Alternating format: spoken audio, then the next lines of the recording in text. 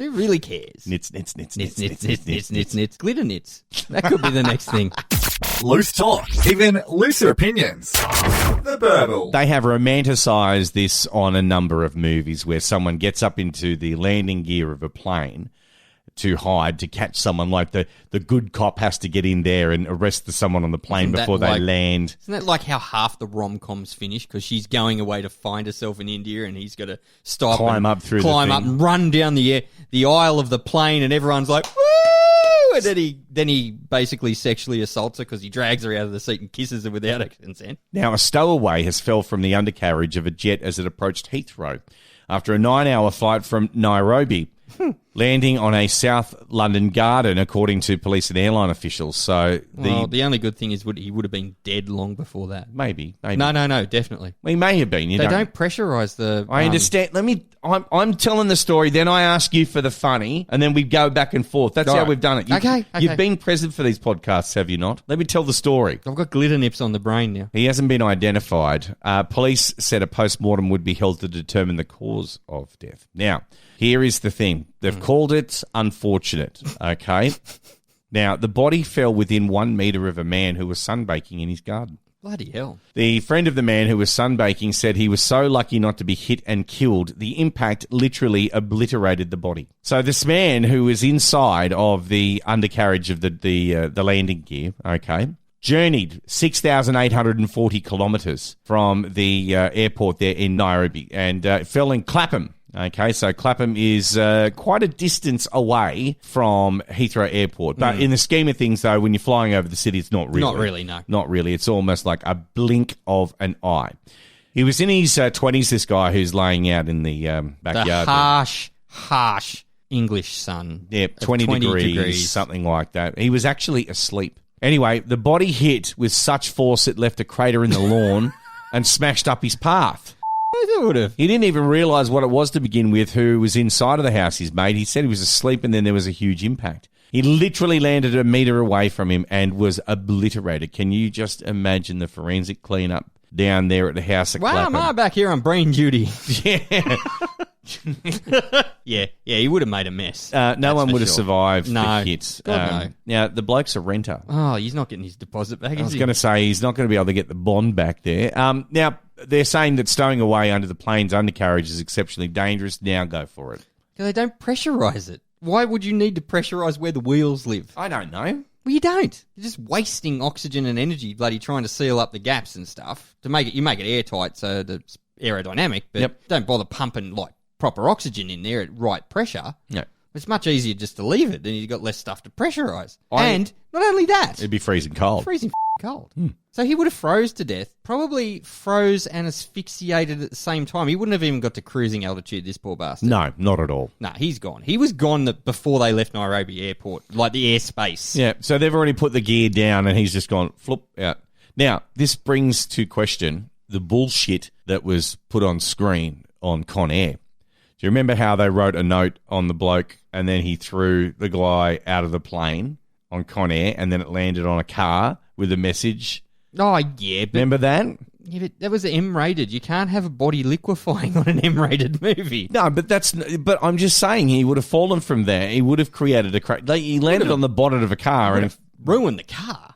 Of course. It wouldn't have buffed out. They're not getting their, if it was a rental, they're not getting their bond back on that. Yeah, because there's no body clause in the insurance, is there? Falling bodies from the sky? Yeah, exactly. I would imagine not. So if you... Act of God, maybe. If you work for, say, one of the car rental companies... Let us know. What happens if a dead body falls on your car from 20,000 feet? I'd love to... Now, who's the one that's got the slogan, no birds?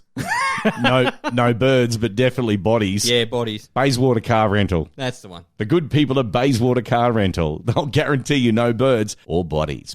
So, yeah, Don't stow away in the landing gear. No, God, no. Don't do that at all. No, just take plane hostage. No, don't do that either. Now we're on another... Thanks, Az. We're on a list. Another watch list. We're on another... Yeah, good on you. This is The Burble with Benny and Az. There was a great tragedy not so long ago, Benny, that I want to speak to you about. Mm. Now, that old standard of boot scooters, rednecks, and 40-year-old recent divorcees down the pub dancing to Copperhead Row. Yeah.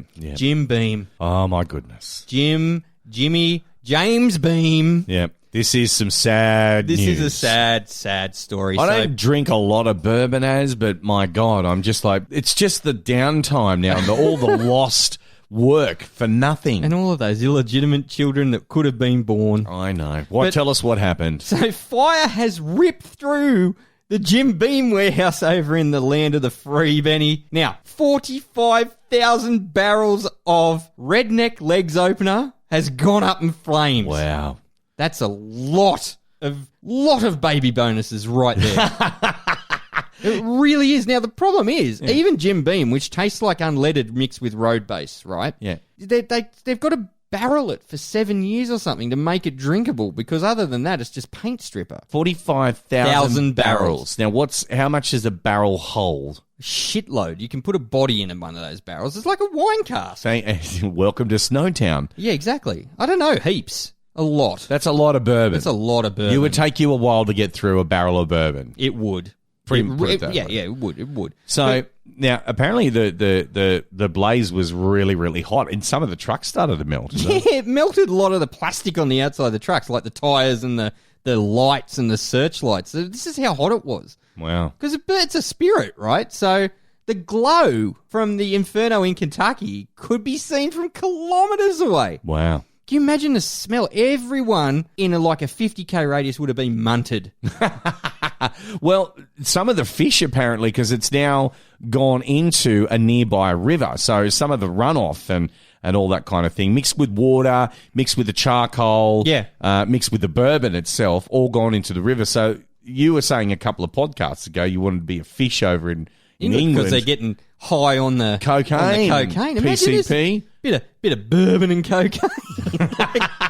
That sounds like a decent breakfast, really, doesn't it? As the report is saying that it destroyed only 1% of their bourbon stocks. 1%. However, this 1% was worth up to $425 million. Now, if it was actually poured out in 7 glasses down the pub, it's worth $3.75 trillion. Exactly, with the markup. I don't know whether I should cry or laugh at this one, because how do we know that the fire wasn't started? Apparently it was started by lightning. Lightning. Investigators are saying lightning. Or one of the good old boys was, smoking a wacky tobacco and just fell asleep in the warehouse. Where it is. He dropped his ciggy, and then woofka. But apparently, the funny thing is, now I've seen a documentary on the Jim Beam Brewery. Yep. On one of those days where I was too hungover to even reach for the remote. You know? So this is on the Discovery. Yeah, pretty much. And apparently, the warehouses are that old, and they're scattered around I think it's Lynchburg, wherever it is. And they're scattered around, that there's one guy, and his entire job is to keep them balanced. Yeah. So they're so rickety, these old warehouses that were built in 1800 or something, that if he puts 50 barrels on the left side up the top, he's then got to put 50 barrels on the right side down the bottom to counterweight. Really? The building? The building, to keep it standing. So he's got to be very careful of his barrel placement. Wow. And so the warehouses were these old rickety bloody shacks, and one fart would have sent them up, surely. But a lot of people over there will be crying about this. Oh, yeah, they'll be saying that, Obama did it. You've got the two sides. You've got the people who will, want a cause to stop the making of bourbon in the area because it's now polluted a river. And isn't it funny when all these things happen, something adversely happens to the environment as well? The river gets polluted. There's hundreds of kilometres of exclusion zone over radiation. Runoff liquor seeping into the nearby Kentucky River. It's causing concern that it would kill fish. Now, if the fish knew what they were on about, I'd be just... Do fish sleep? They will after this. They have downtime. Do they? Yeah. What's downtime? Like half their brain goes to sleep while the other half stays awake and swims around. Really? Yeah.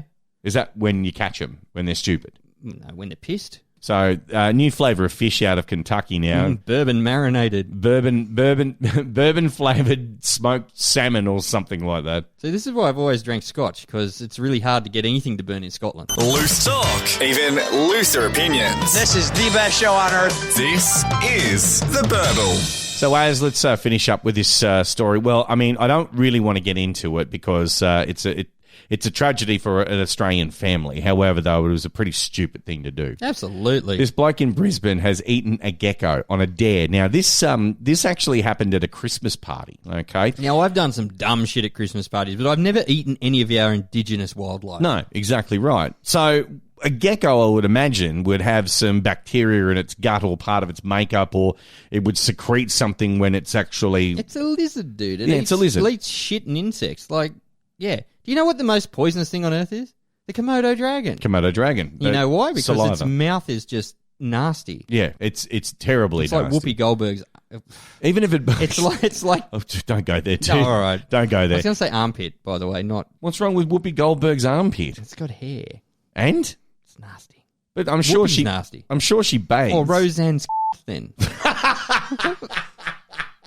How's that? Is that better? Yeah, I don't know why you went...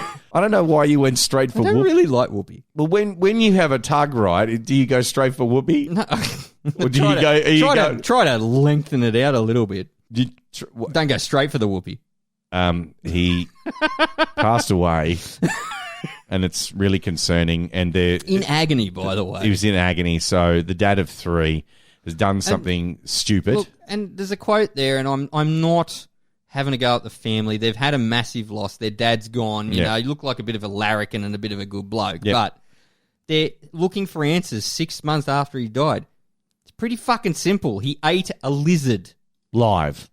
On a dare. Don't eat lizards. Hold my beer. Yeah. Avoid all hold my beer situations from now on. Don't do it, guys. Just don't do it. And we even had that young bloke as well who ate a slug. Remember that? He ate a live slug. Fucked him up too. It basically rotted from the inside out. He's still alive. But he's obviously now changed. He's rooted now, though. Yeah, isn't he? he's not in a good way. So basically what they had to do is they had to put him into a coma. They couldn't control his pain, and then he died while he was in the coma. Hold my beer situations. Don't eat any insects, slugs, snails, nothing like that. That's our community service announcement here. Invertebrates, not even once. This is The Burble with Benny and Az. Burble.com.au is our website. Find us there. All of the podcasts are actually there on the list. You can check those out. Also, you can subscribe to us on Apple Podcasts. Just hit the subscribe button and also leave a review as well. We would love you to do that. Where else are we, Az? We're on Spreaker, our own podcast hosting app. You can download that one. So yes, absolutely. Just search for that one and type in Spreaker. iHeartRadio, Benny. And you can get us on the iHeartRadio app as well. It's an app. It is an app. Speaking of apps, Spotify. Love Spotify. You can get us there as well. Search for The Burble Podcast. And Castbox. We're also on there. So if you choose to do Castbox, you can find that. Plus Google Podcasts. If you're overseas. If you're overseas. So if you're in the overseas market there, for example, England or America, particularly America, you can find us there on The Burble. We would love for you to listen in. And because we just basically love yous. I love yous all. Who said that? Jeff Fennick. Jeff Fennick. And if you're overseas, you've got no idea what Benny's talking about right now. Not at all. I am speaking English. It's just a different variety of the English that you speak. For example, I could say, oh, whoops, look at the fire. In American, that means, that bourbon's on fire. Or we could say, oi, Miko, you going down the servo? I want to grab some durries before you go to Macca's. And that's foreign to everyone else. At the convenience store, gas station, can you please grab some cigarettes before I go to McDonald's? That's correct. There you go. Maybe we should do a language comparison podcast soon. It wouldn't be very long. We just do the 4-letter words. They're pretty much universal. Yeah, well, that's true. That's true. Hey, and amazing as well. We got away with doing this podcast without mentioning the words Israel and Falau. Is it over yet? The answer is yes. Oh, thank God for that. Hit us up on the socials and check us out at theburble.com.au. And don't forget to subscribe and share us with all your mates. Thank you for sharing. And here's the good news. They're back next week. Really? That's good news? It's great news. Here's the taste. Nits.